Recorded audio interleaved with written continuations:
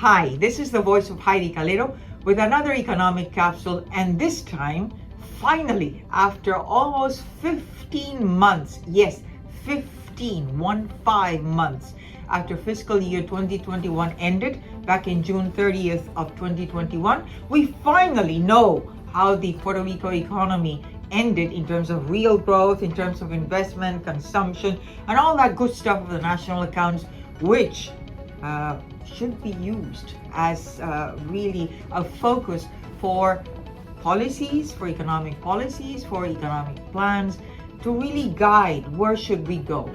And I'm going to compare today, going in retrospect, fiscal 2021, compared with other events of hurricanes and what happened after 3 years after these events occurred. Where did the economy finish? To find out what is so particular about the times that we are living right now.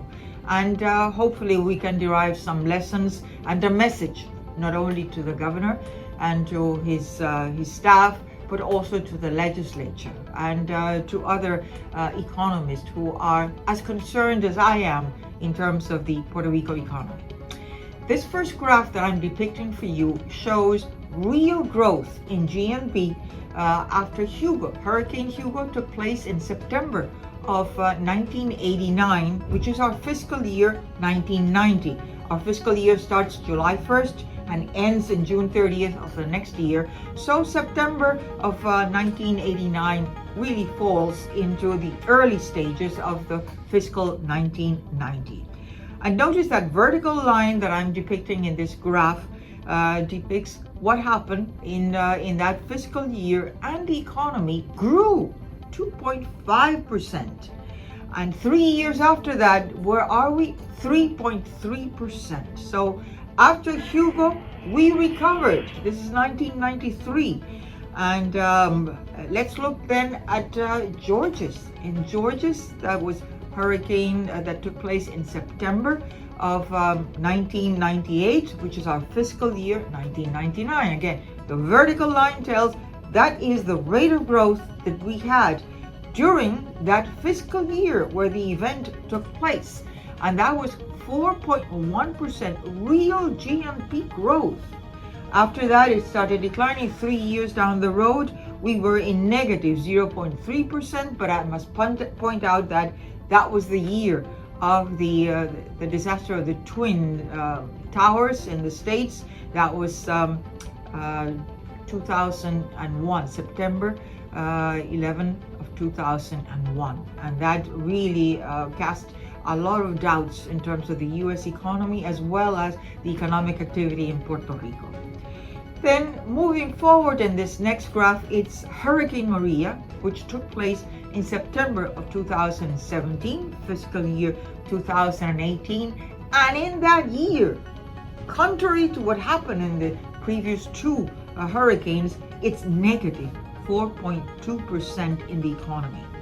There was some growth, and 3 years down the road, the Puerto Rico Planning Board just announced, scarcely a week ago, that it grew 1% in real terms.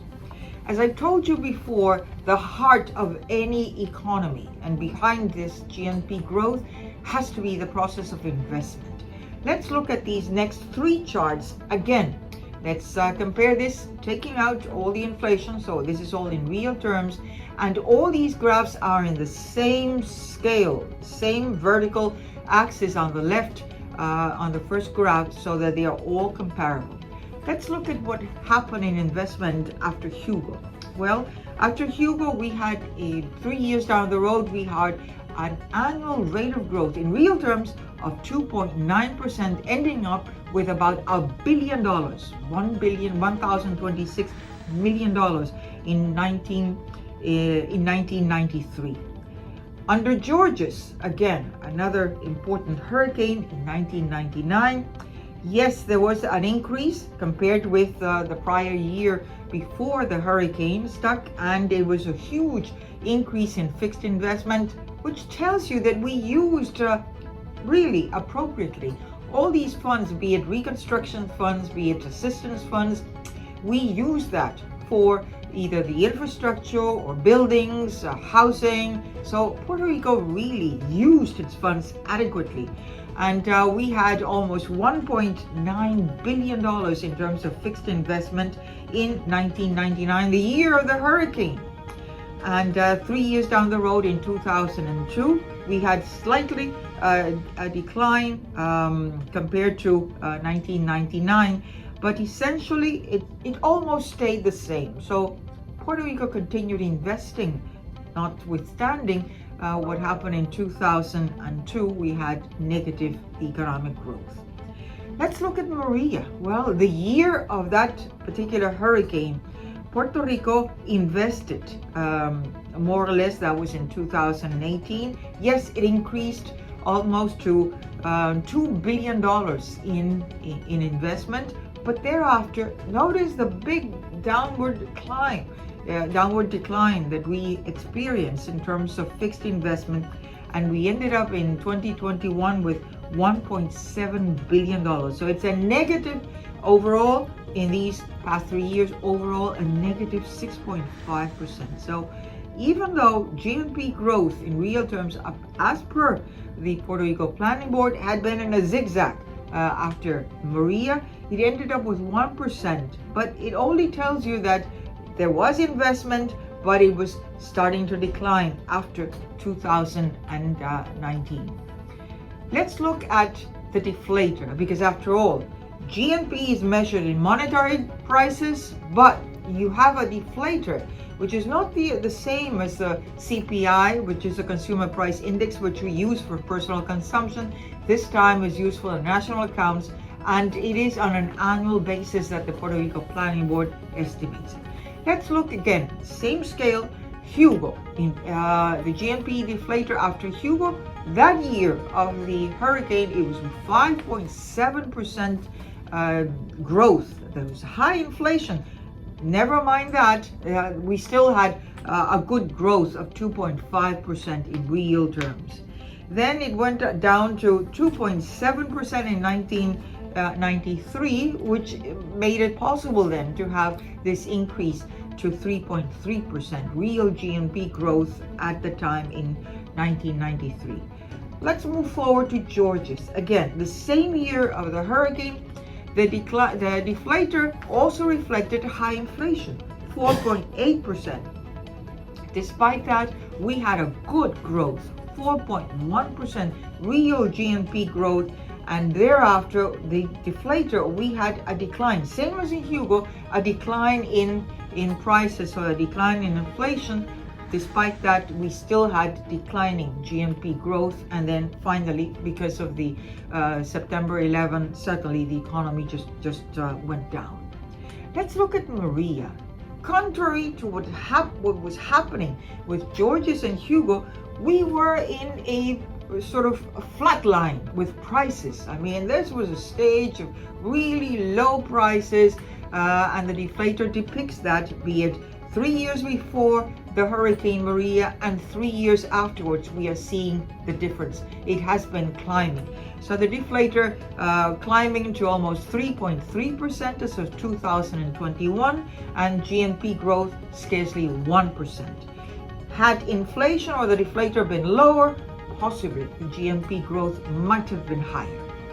And then let's look at final indicator, which is important in terms of an economy. Well, what happened to jobs and the labor force participation after these 3 hurricanes? Well, the first one, again, Hugo, the columns are the jobs. So in 1990, just the year of the hurricane, we had like 963,000 jobs, and we had a labor participation rate of about 45.5%, and it climbed to almost 47%. 3 years down the road, we increased jobs to almost 1.1 million, and labor force participation, which is at the heart. Without labor force and without investment, economies cannot grow. Let's look at Georges. Well, in Georges, we had a good labor force participation of 47.1%, and we had 1,143,000 people, jobs being employed, And when it finished 3 years down the road, it was about the same thing, 1,144,000, and the labor participation rate had declined. So again, already telling us this is a problem. Even when the economy was growing at a clip of 3%, as it happened after Hugo, we still could not climb beyond that 50% labor force participation rate. In the States, it's about 68, 69%. We need to address this, and this is not a problem that started yesterday. It's really a problem that has been going on for decades. Puerto Rico has structural problems, and it must deal with it, but it must deal with it from an overall comprehensive view. Why do we have a Puerto Rico Planning Board? Its name says it all. Plan for it. We have it since 1942. We need not to strip this agency from professionals, but to really provide more statisticians, provide more analysts, and above all, more planners. Well, let's look at after Maria. After Maria in 2018, we had less than 1 million, and the participation rate fell to 40.1%. 3 years down the road in 2021, it has scarcely moved to 41.3%, and we have just a shade above 1 million jobs. This is a problem, and this is not just migration. It also has to do with all the demographic trends.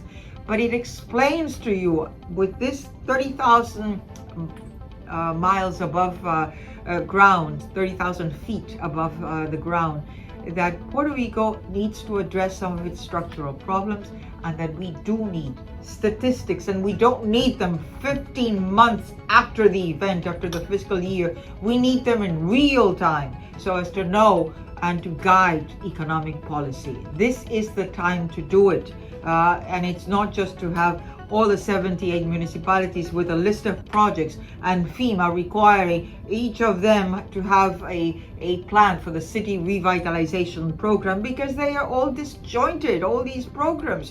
It may be a plan, but it's not the overall plan that Puerto Rico needs to move its needle of economic growth. If you liked our economic capsule, don't forget to give us a like in YouTube under the voice of Heidie Calero, and remember, this is a product of Puerto Rico Economic Pulse, because the economy is all of us. Thank you.